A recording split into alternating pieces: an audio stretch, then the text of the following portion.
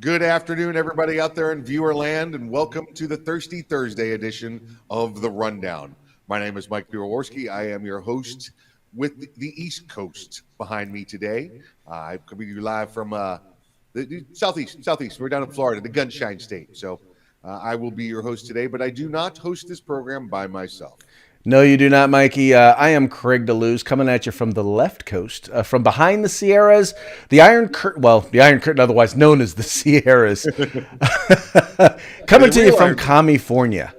Yeah, the real Iron Curtain's in Pittsburgh. Relax, you know. Just... That's the steel curtain, bruh. That's the Oh, steel sorry, curtain. sorry. Okay, gotcha. That's the steel curtain. My mistake. Yes, How sir. are things going for you today on the West Coast, sir? Oh, things are going phenomenally. Things are going phenomenally. Looking forward to getting through the rest of this Thirsty Thursday. Get an early start on the weekend.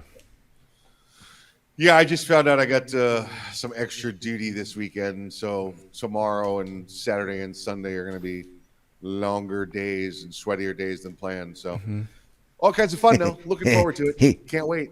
he said duty. Duty. He said. Speaking of duty, I believe we were supposed to see your urinalysis today. I have no urinalysis today. Thank you very much, Mikey. Okay.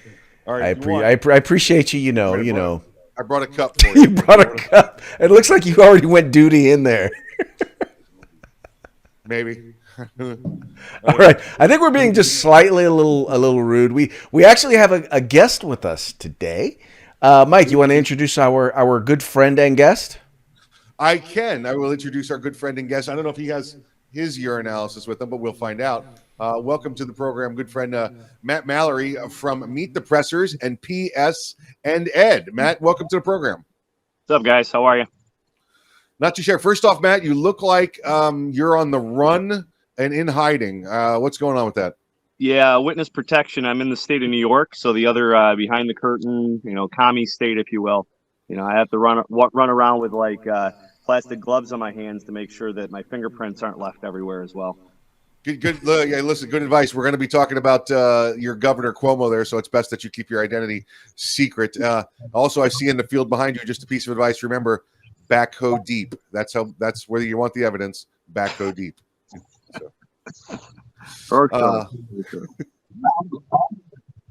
We don't have many up here, other than New York City. Yeah, you got the albino gators in the sewers down there. They're not doing a good job eating up the politicians down there. So I don't know. It must not be Florida gators. Well, you know what? They all start out as Florida gators. They just get transported up there by kids that buy them on vacation. They think they're cute. Then they flush them down the toilet. They live in the New York City sewers. And they become albinos. Anybody that's ever lived in New York City knows this. No. Prefer to live in upstate. I thought the New York City albino sewer gators were pretty much common knowledge, but I guess not. Well, the gators are, but not the history behind them. It sounds like you were one of those kids that dropped them in the sewer and started the story. Dropped a lot of stuff in the sewer as a kid. So, you're an outfit. Just saying. Oh boy. All right. Well, listen, Matt, tell us about Meet the Pressers and PS and Ed. Sure. So Meet the Pressers is a show on YouTube and also on podcasts that we record whenever we can get somebody to come on and interview them. We've had Lieutenant Colonel Alan West, Colonel Grossman, George Zimmerman, Joe Tedai from Dual Survival had a lot of great guests, both of you gentlemen, top guests on the show. And then PS and Ed's my training company, and I've got a small FFL, Type 7 FFL. So I basically do training all around the country. We teach pepper spray, rifle, pistol, shotgun, defensive tactics, taser, pepper spray, yada, yada, yada. So it's my full-time gig, and part-time law enforcement as well up here. And you did, when you say all around the country, you just got back from a little whirlwind tour of training. Yeah. Clint and I were down in Georgia and Alabama doing some USCCA courses, and I did a Saber-Ed pepper spray instructor course down in Alabama. I'm down in Georgia. So, yeah, and I'm heading to Maine shortly to do another pepper spray instructor course. So, yeah, all around the country.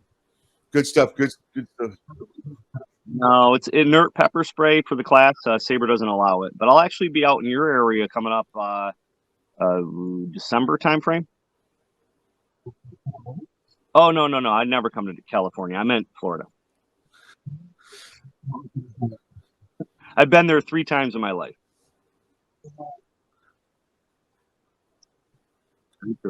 It's See, that's odd, man. I don't want to get off too far off topic, but when we do the OC spray class, we spray people. You got to take the spray in order to get certified. So yeah. Well, law enforcement and security. Well, security guards can. I mean, there's no regulation with that, but Sabre doing it for civilians, which is what I'm typically doing for that. It's all no spray. They don't want the liability. I mean, I can't blame them. And they've been doing it that way for a while. Yeah. And actually, it shies some civilians away. In military or law enforcement, you're kind of like, you're going to get sprayed. If you don't, you're going to get ribbed by everybody. Right. Now, security, we don't have to spray them, but we do just for fun. Yeah. And it makes sense. I mean, shy of shooting somebody. Yeah, all right. But before we break off. Before we break off into the topics, because we'll forget at the end, Matt, tell everybody how they can find you. psanded.com or publicsafetyandeducation.com, and then also meetthepressers.com. Either of those will bring you right to my site and learn more about me, stalk me. There you go. There you got it, folks. Meetthepressers.com and psanded.com. So make sure you check those out to get on board with what Matt's got going on, as well as his partner Clint there with the Meet the Pressers. All right, let's talk. I want to talk some of this police stuff that we've got going on. And Matt waited a couple days, then we're going to have you on for this one. In the city of Chicago, there's a police officer there. His name is Carol Chuzwaek. He's a Chicago PD officer there for a couple of years. And he was allegedly involved in the insurrection at the Capitol back on January 6th. Well, as we're seeing that's gone on many cities around the country, where they're identifying more and more police officers, both from the city, the county, the state, the federal level even, that were at the insurrection, allegedly, as well as members of the military. That were there, and Matt, I wanted to first ask your opinion on that. These officers that were at the insurrection and why you think they were there in off-duty status. Well, I would think they're there because they're patriotic and they thought being at the crux of something that was going to happen, whatever that was going to be, is why they were there. I mean, I actually thought about going. My wife said, no, I got a bad feeling something bad's going to happen. And I was like, okay, I trust my wife's instinct. She's spot on with stuff. So, I decided not to make plans to go down there. Is it easy to get caught up in something and be in the wrong place at the wrong time? Yeah. I see it all the time. We've all done it. We've all had things that we've done in our past where we look back and say, shit, that was dumb. I'm surprised I'm not dead or in jail, or your life could have changed in a different way. So, yeah, I mean, I feel for anybody that was down there that's getting caught up in this. I even feel for the politicians that were in there that felt like their life was in danger. That's not good. I always say to people, be nice to everybody until it's no longer time to be nice. Maybe some of the people that were down there thought it was no longer time to be nice. I think that might be part of it, too. Excellent. Now, listen, I wasn't there. I know a couple of people that were there as well. And it seems as all the people I talked to were they didn't even know about this insurrection part, the breaking and entering part that was going in. There was a very, very small group that that did the actual physical damage or violence portion, and everybody else was just kind of like on the back end of the tour bus, while it was going on. I know a number of people that I don't know personally. I know a number of people. I've heard read their stories that they entered the Capitol because the doors were open and the cops were standing there holding the doors open. They did not know this was a breaking and entering, a burglary, occupied dwelling, going on. They did not realize that. And the point to this next point trying to get to is, Matt, in your estimation, when you deal with law enforcement, what would you say the split was, for pro-patriotic, pro-Trump, or the liberal agenda? I know in the country it's split at 49, and 2% that don't know what they're doing. But what would you say it is with the government workers, the government employees, the law enforcement, military folks? I don't know. I mean, it sounds. We're always seeing stories where Antifa was there and they're egging people on. They're trying to incite violence and whatnot. So I mean, I would imagine that was the case too, from firsthand account. as far as a percentage, I would think first time I heard the numbers you just said, I was thinking it was a lot lower on that side. I figured it was more pro-Trump because obviously it was a pro-Trump rally just outside the Capitol. But now that you say that, it's that opens my eyes even more. I didn't think it was that much. Well, let me rephrase. The nation itself is, we tell from the voter roll numbers that it's somewhere around 50-50, give or take a couple of percent. But I found that more with the law enforcement folks and the military folks, that's probably closer to an 80-20 split, which was where I was trying to go. Gotcha. Yeah, 1,000%. Totally agree with that. And I see that all the time. I mean, it's interesting. Any training that I go to or any training that I'm doing in law enforcement, I barely ever recall somebody saying, F the orange man or anything like that. It was typically, I can't believe how things are turning out. I can't believe that we've got these politicians in office. I'm like, somebody voted for him. Yeah. And it's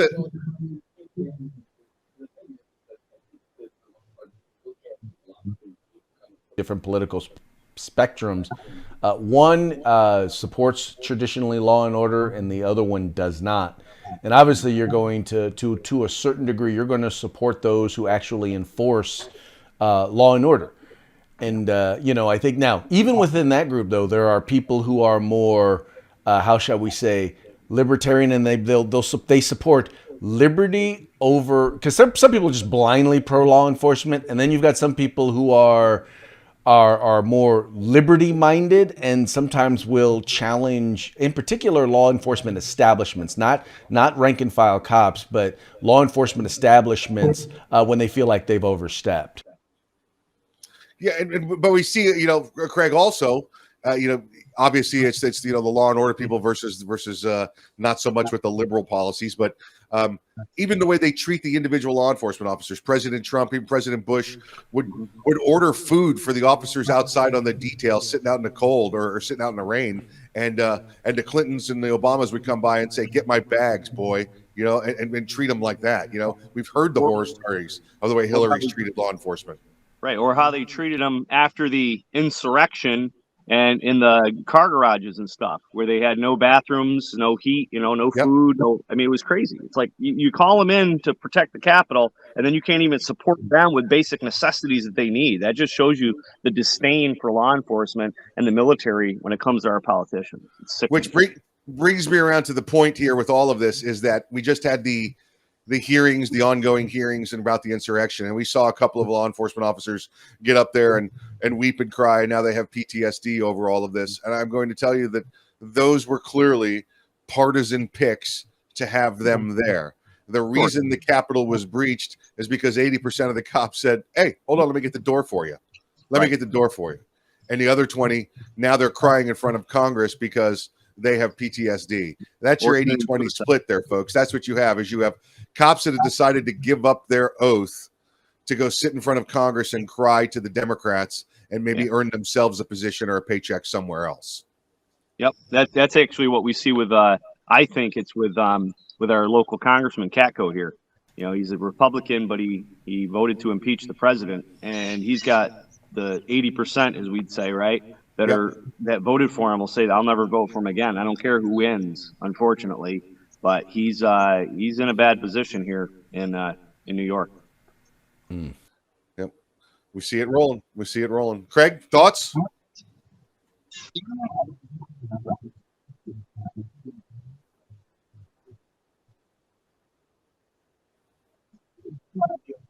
Against them, but once again, I think you make a very good point in that they didn't pull a cross section of law enforcement officers. They basically just looked for the Capitol Police, who were going to give them stories that they wanted. They were going to portray and push the narrative that they wanted. And I'm not saying these officers didn't experience something, but I'm saying that their experience was not what necessarily everyone experienced. And if you really want to have a good understanding of what happened on January 6th, you need to have a cross section of people, of officers, so that to share what their experiences were. And that's not what you got here. No, definitely not. All right, good story. Good story, guys. Good wrap. Good wrap. Let's talk about let's run down here to Florida. Got a couple Florida stories, couple of New York stories. Do you think that's the way to deal with this today? We're not going to worry about California because it's California. Nikki Fried, Nikki Fried. I still don't know how to say her name correctly. She is the agriculture executive in the state of Florida. That's an elected official down here. She's the only statewide elected Democrat official in the state of Florida. Concealed weapons licenses were put under Florida Department of Agriculture just about 20 years ago because it was seen as a stronghold for Republicans, and they would probably never lose that office, and they would never mess with Second Amendment rights, so I put it there. Well, she came in, and I believe she was beneficial of a few extra ballots as well, if you know what I mean, during her election a few years back. She, gentlemen, and here's it is, Matt, as a Florida federal license holder, federal license holder, federal firearms license holder. You'll understand what I'm going with here. On a 4473, your application to purchase a firearm, it asks, are you a habitual user of illegal narcotics? She has presented and shown publicly that she has a Florida prescription marijuana card. Now, in Florida, you can only get a marijuana card if you have a diagnosed medical condition where marijuana is one of the treatments for it. She has one of those cards. And she also has a concealed weapons permit, and she's proud to show them together. Well, it looks like now the feds might be taking a look at her. Yes, finally. You know, you're confused about her name. It is definitely Fried. Yeah, with that marijuana card, right?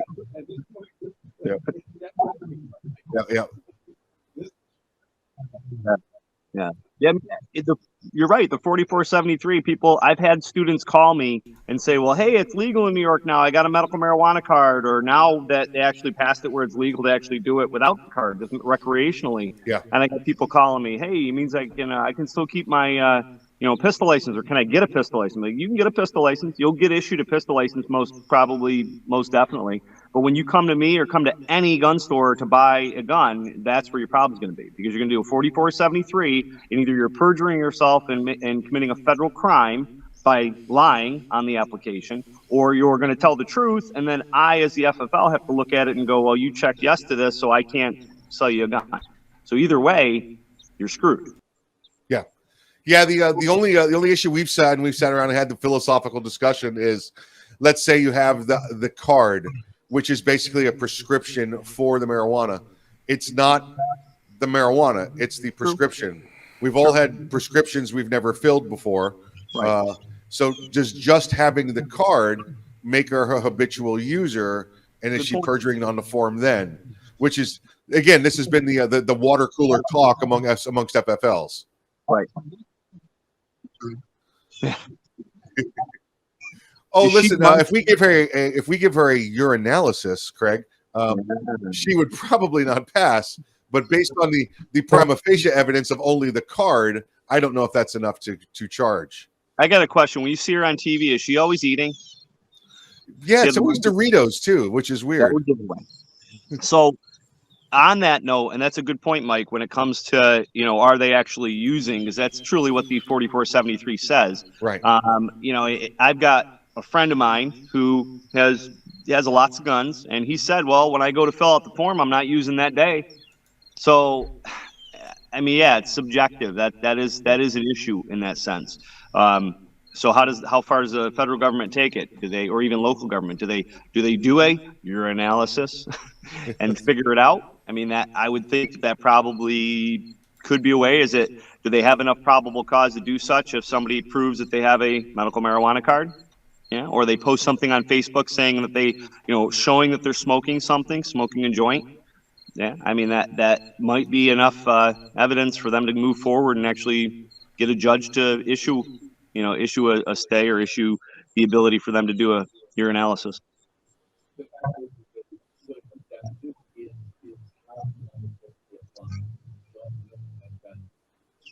Nowadays, the law is not applied equally, at least the way in which Democrats tend to apply it. Liberals tend to go after conservatives, and so if this were a Republican, you would probably see the administration go after her, but because it's a fellow Democrat, well, we all know that there is not equal justice, and so therefore it would be very unlikely that they're going to go after her.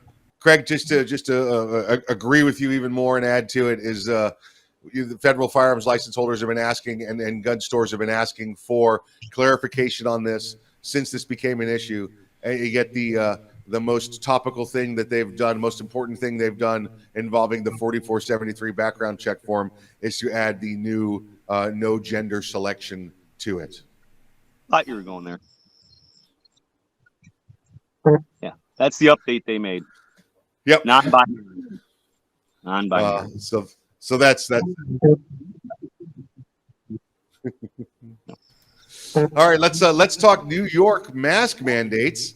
And Matt, I know you don't have the privilege of being down city there with the good mayor Wilhelm de Blasio, Wow. but he's come up with some new mask mandates there. And first, let me see. Can you fill us on his recent mask mandates? And then the mayor of Boston, she's had something to say about them. So I would say that de Blasio's probably had a mask on too long because it's starting to poison his brain. His brain's been poisoned for a long time. Yeah, it's gone crazy. I've got a neighbor I was actually talking to yesterday, just stopped in to say hi to him. He's in his 70s. He's retired. He's a retired RN. And he said that it's so split now because they've gone back and forth. So get the vaccine so you don't spread it. Well, now you got the vaccine. Now you're a super spreader. So he's got friends that are in the industry still as RNs in the medical profession. And he said half of them are saying, yep, you need to get the vaccine. You need to wear a mask. The other half are saying, no, don't get it. You don't need to wear a mask. It's lunacy. I don't think they know. I think they're just saying whatever's on the top of their head. They're just shooting at a wall to see what'll stick. Well, this might work. Let's see if it works. Oops, shit, it didn't work. Let's try something different. It's scary. We like to go to New York City at least once a year, and I don't foresee us going to New York City anytime soon. Yeah, you're right. I think you suffer there. Listen, they happen to be the epicenter of the world right there, New York City. So everything that happens there happens in the media and happens in the news. But who knows what's going on? I think it's Dr. Fauci and a dartboard in the morning till we figure out what we're doing with masks and vaccinations today. And New York has just played right along, and de Blasio is trying to be the president of New York City rather than the mayor. And it's kind of ridiculous. And I do like that though, right up the road there, the mayor in Boston, Kim Janey. By the way, first black woman mayor there in Boston has said we're not doing that. We're not doing that. Craig, did you catch our comments?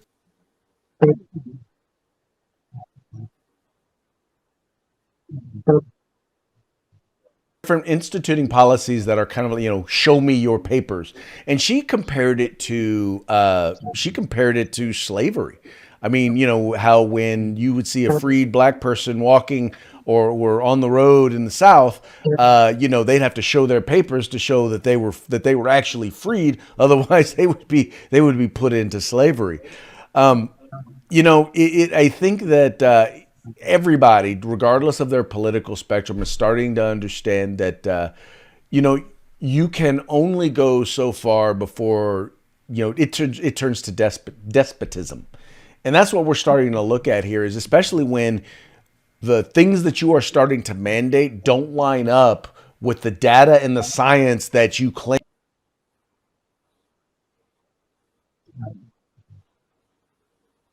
Totally. Yeah, I love the way she came forward and she tied history into this. She did tie the slavery into it. Craig, we've talked before that. Listen, I've been to Boston and stood in in Liberty Square there, where it's illegal to even have a pocket knife these days.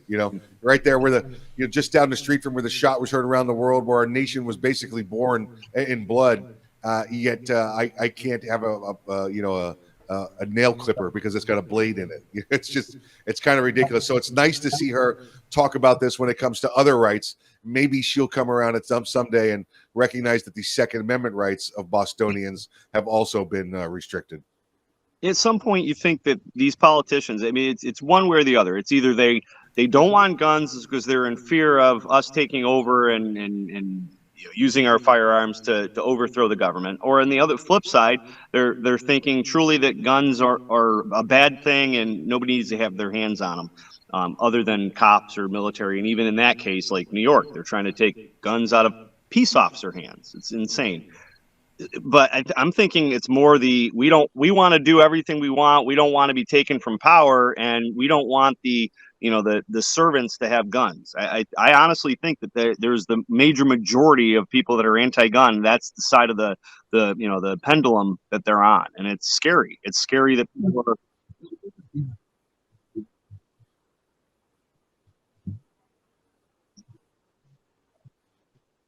Yeah, I agree.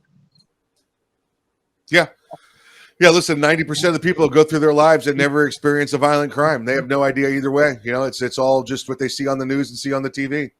I'll tell people that. I'll say, so how many times have you needed to use a gun in a self-defense situation? People that are coming to me to get their pistol license in New York, and they're all like, never. I'm like, maybe a couple close calls. Yeah, but I got out of it from verbal judo or running, Yeah. or cops showed up, whatever. I'm like, okay, so you didn't need to use the gun.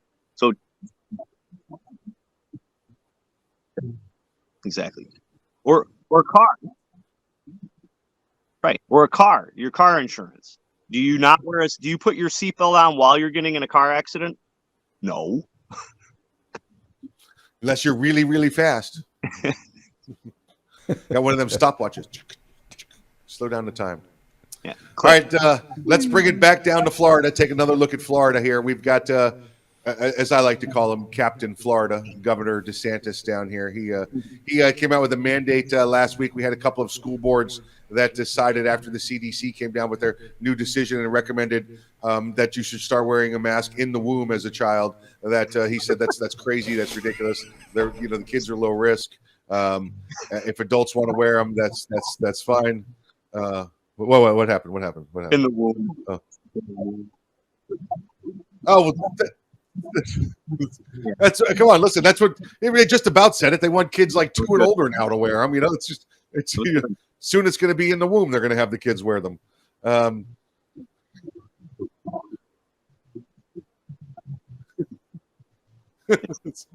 You didn't get that on video either, did you?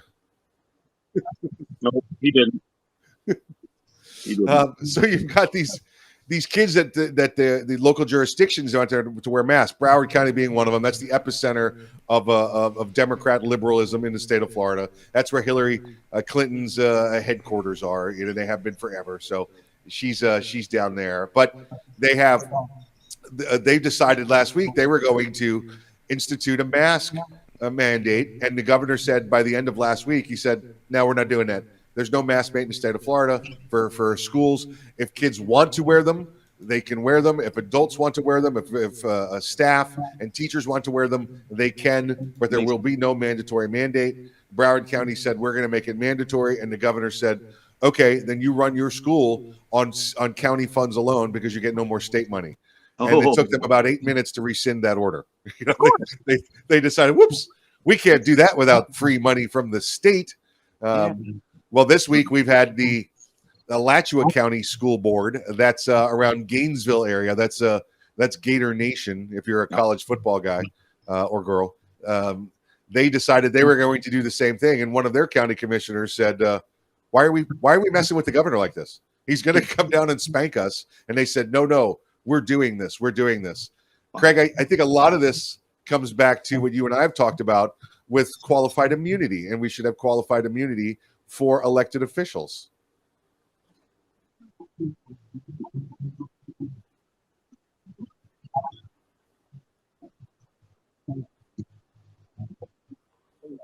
Or is unconstitutional, you ought to be held accountable. And there's actually a statute. It's funny, in Pennsylvania, and they're actually looking at. Some people have been trying to go after the folks on the city council there in Pittsburgh when they tried to institute some anti-gun laws.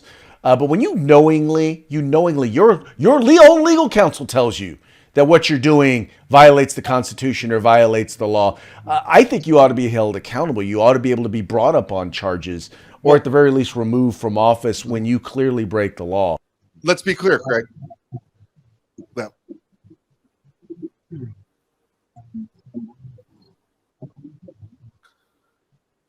hold on. Let's be clear, Craig. Qualified immunity is what law enforcement officers have now. It says that they're immune from prosecution as long, and that's civil prosecution, if they don't break the law. If they don't break the law or violate your civil rights. So that's qualified immunity. You have to qualify to receive that immunity. Elected officials currently have unlimited immunity. So I want to take unlimited immunity away from them and give them qualified immunity like law enforcement, so they can't sit up there and say, I'm going to pass an illegal law. I don't care what the governor says, because that's a violation of the law.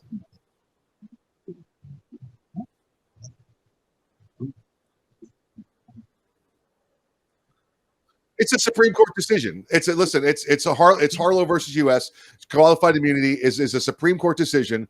And if people don't want to research it, that's fine. They all know what Roe v. Wade is. So there's no reason people can't look this up and find out the real decision instead of listening to the media and forming the wrong opinion.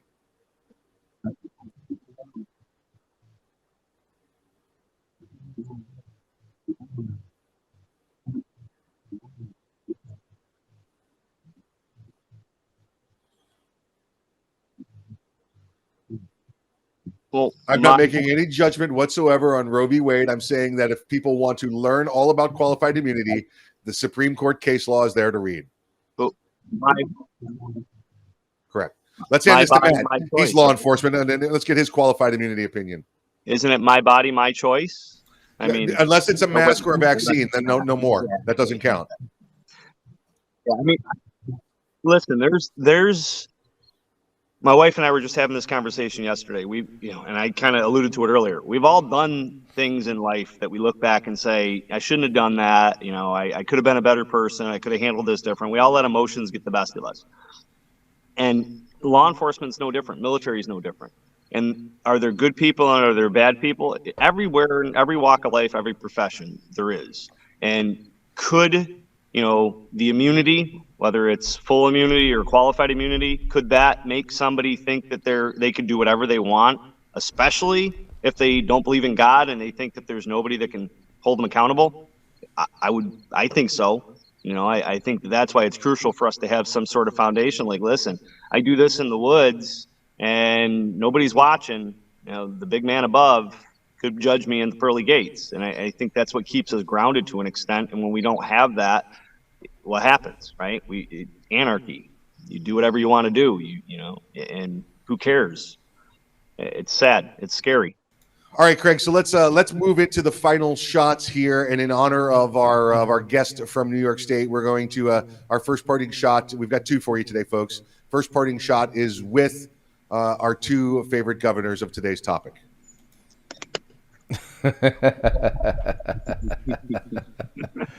There are two types of governors.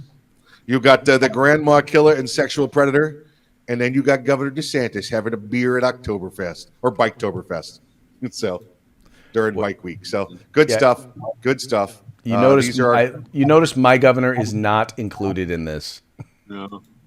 And if he was in this, he would be sitting outside of an establishment having a beer that was closed to only people with masks. No, he would be at the French Laundry. There you go. All right, let's take a look at our last parting shot of the day. All right, this one here was, reminiscent of the conversation regarding January 6th and those who testified. Craig was a little nervous putting this one up, I want to say, and I think Matt and I had a conversation with him, got him to put this one up. It says, and then the man dressed up like a bear yelled freedom, but it was really, really loud.